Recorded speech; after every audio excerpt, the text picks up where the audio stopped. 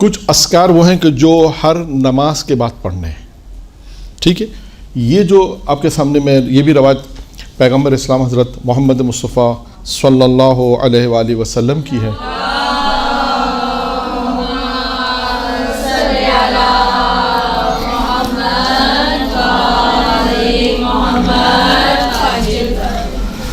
اس میں بھی یہی ہے کہ کچھ وظیفہ ہے، یعنی مختصر ہے، یعنی کیونکہ اذکار کی بحث ہے تو اس لحاظ اس کو میں نے بیان کرنا محسوس سمجھا کہ اس کو بیان کیا جائے تاکہ اس کے پڑھنے سے فائدہ بھی ہو، اور ہمارے موضوع سے بھی ہے کہ جو وہ چیزیں جو زبان سے ادا کی جاتی ہیں وہ اذکار.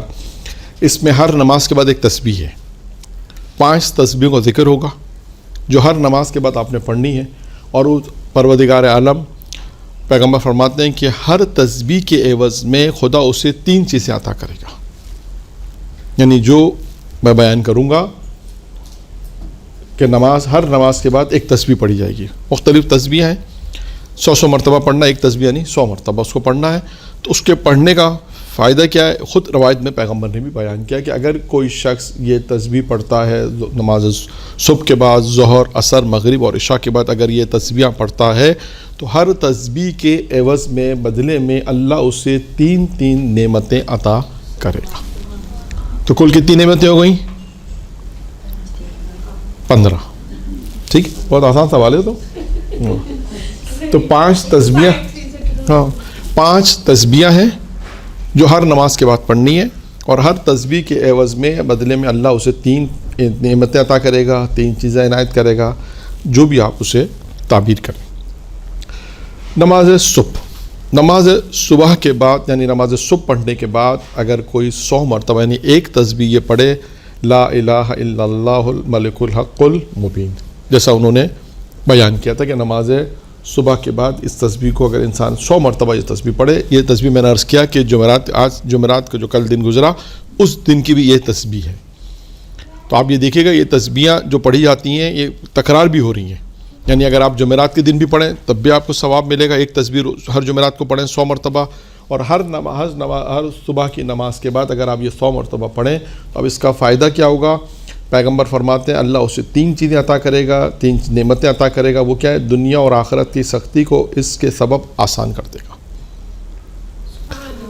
دنیا اور آخرت کی سختی اس کے لیے آسان ہو جائیں گی. شر شیطان اور شر سلطان سے اس کو پناہ ملے گی. کسی بھی گناہ کی وجہ سے اس کا ایمان زائل نہیں ہوگا. یعنی اس روایت کا مطلب یہ ہے کہ گناہ سے ایمان زائل ہوتا ہے روایت میں کہ انسان اگر خدا نخواستہ وہ گناہ انجام دے دے کہ جس سے انسان کا ایمان زائل ہو جائے، لیکن اگر انسان اس تسبیح کو پڑھے گا مسلسل، یہ تسبیح کیا کام کرے گی؟ یہ کام تو آپ کا یہ کرے گی سختیوں کو آسان کرے گا. دنیا اور آخرت کی جو سختیاں آ رہی ہیں اس کو آسان، پھر شر شیطان اور شر سلطان سے اس کو محفوظ رکھے گا، اس کو پناہ میں رکھے گا. تیسری چیز کیا ہے؟ کسی گناہ کی وجہ سے اس کا ایمان زائل نہیں ہوگا. نمبر 2، جو شخص ظہر کی نماز کے بعد 100 مرتبہ پڑھے اللہم صلی علی محمد و آل محمد، یہ جو درود ہے اس کو اگر 100 مرتبہ اگر پڑھے گا تو خداوند متعال اس سے 3 چیزیں عطا کرے گا. نمبر 1، وہ مقروض نہیں ہوگا، اس کا جتنا بھی قرضہ ہوگا اللہ اپنے خزانہ غیب سے اسے عطا کرے گا، اور اس کے بعد عطا کرے گا.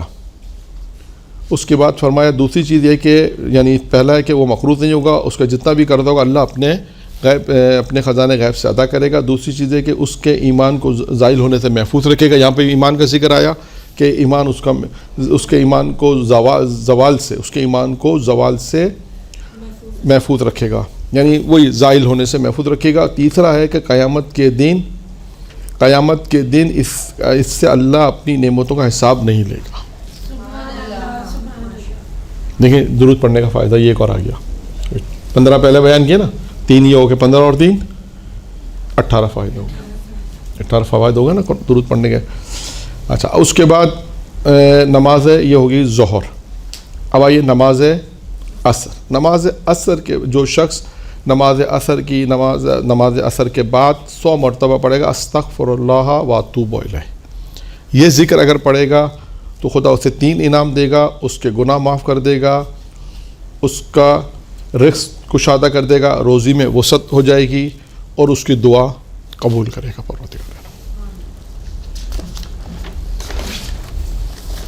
پھر اس کے بعد نماز مغرب کے بعد اگر کوئی 100 مرتبہ پڑھتا ہے لا الہ الا اللہ محمد الرسول اللہ، اس کو پڑھنا ہے۔ اگر کوئی اس سے پڑھے گا 100 مرتبہ نماز مغرب کے بعد تو اللہ اس سے 3 چیزیں عطا کرے گا۔ نمبر 1، گناہ کی وجہ سے ایمان زائل نہیں ہوگا۔ پھر دیکھیں تیسری مرتبہ یہ چیز آئی ہے، یعنی اس کا مطلب ہے کہ کتنا تاکید آیا کہ ایمان کے زائل ہونے کا بڑا خطرہ ہے۔ ہاں یہ نا روایت میں آیا کہ کیوں آیا کہ دیکھیں آپ آخری وقت کے اندر شیطان پوری کوشش کرتا ہے کہ اس کی بات مان لی جائے، یعنی ایمان اس کا زائل ہو جائے، کسی طرح ایمان اس کا زوال پذیر ہو جائے، ختم ہو جائے۔ لیکن بار بار روایتوں میں یہ آ رہا ہے، اس کا مطلب ہے کہ ایمان یعنی محفوظ رکھنا بہت اہم بات ہے۔ ایمان کا زائل ہونا بار بار آیا کہ ایمان کا زائل، اپنے ایمان کو زائل ہونے سے بچاؤ۔ ہم تمہیں معصوم کہہ رہے ہیں کہ ہم تمہیں وہ عمل بتا رہے ہیں، وہ دعائیں بتا رہے ہیں، وہ اذکار بتا رہے ہیں، وہ وظیفے بتا رہے ہیں کہ تم نے جو اللہ پر ایمان ہے، اس کے رسول پہ ایمان ہے، اس کے ولی علی پہ جو ایمان تم لے کر آئے ہو، ولایت کا اقرار کیا، یہ ایمان جو تم لائے ہو یہ ایمان خطرے میں پڑ سکتا ہے، گناہوں کی وجہ سے خطرے میں پڑ سکتا ہے، کسی بھی وجہ سے شیطان تمہیں بہکا سکتا ہے۔ تو لہٰذا یہ اذکار، یہ درود، یہ تمام چیزیں بیان اس لیے کی جا رہی ہیں کہ انسان اپنے ایمان کو محفوظ رکھے گا، ورنہ ابھی وقت نہیں ہے، ورنہ وہ واقعات بھی آپ نے سنے کہ بعض اوقات انسان جب بہت دنیا میں جن چیزوں سے محبت کرتا ہے نا، وہی چیز شیطان اس کے سامنے لے کر آتا ہے آخری وقت میں حتیٰ یہاں تک بھی ہے کہ اب وہ واقعہ نہیں، مطلب صرف میں اشارہ کر رہا ہوں کہ آیت اللہ دستگیر نے اپنی کتاب مات میں اس واقعے کو لکھا ہے کہ بعض اوقات کہا گیا کہ تم قرآن پڑھو، تو کہا میرے سامنے تلاوت قرآن، آخری وقت میں کہا یہ نہیں پڑھو۔ بعض سے کہا کہ مختلف واقعات، کیوں کہ پتہ چلا کہ بھائی وہ اس وقت شیطان ان کے سامنے اس کو بہکا رہا تھا کہ یہ تلاوت قرآن نہ کرو۔ مثال کے طور پہ یہ ایک شخص تھا جس کا واقعہ ہے کہ اس کے سامنے بھی یہ کہا گیا، اس نے کہا میں تمہاری اس سے زیادہ وہ فانوس جیسے قلدین کہتا ہے اس سے زیادہ محبت کرتا تھا، تو شیطان نے وہ سامنے لے کر آیا، کہا میں اسے توڑ دوں؟ کہا نہیں، اسے نہیں توڑو، کہا تم میری بات مانو۔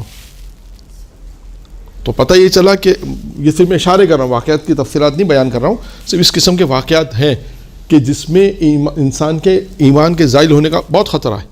بنی اسرائیل کے عابد کا واقعہ سنیں، برسید عابد کا واقعہ ہے، کتنے بنی اسرائیل کے عابدوں کے واقعات ہیں جہاں پر ان کے ایمان آخری وقت میں ضائع ہوئے، یا انہوں نے شیطان کی بات مان لی، اتنے سال عبادت کی، اتنے سالوں عبادت کی، لیکن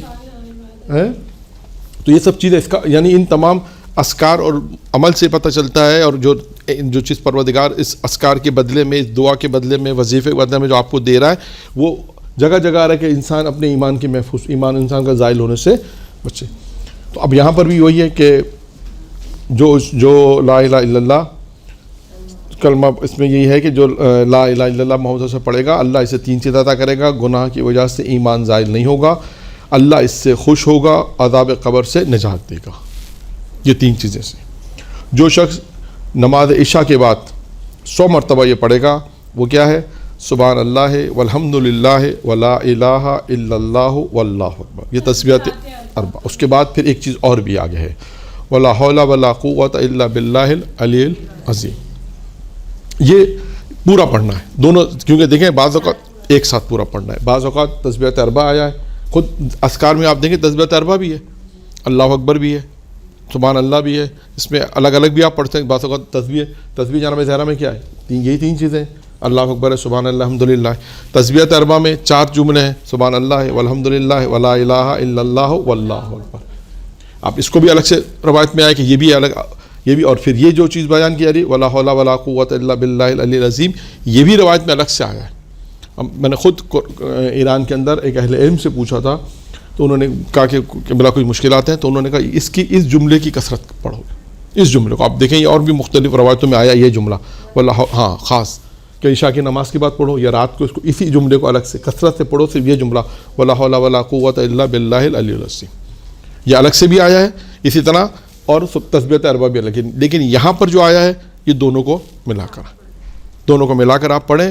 تو عشاء کی نماز کے بعد اگر کوئی اس تسبیح کو پڑھے گا 100 مرتبہ، تو اللہ تعالیٰ کیا کرے گا؟ خداوند متعال اسے 3 چیزیں عطا کرے گا، اس کے نامہ اعمال میں 10,000 نیکیاں لکھے گا، اس کے نامہ اعمال سے 10,000 برائیوں کو مٹا دے گا، اور جنت میں اس کے لیے لولو اور زبرجد جو ایک پتھر ہے، زبرجد کہتے ہیں شاید، وہ جو پتھر ہے اس کے 5 لاکھ محلات اس سے عطا کرے گا، بنائے گا جو اس کے لیے ہوں گے۔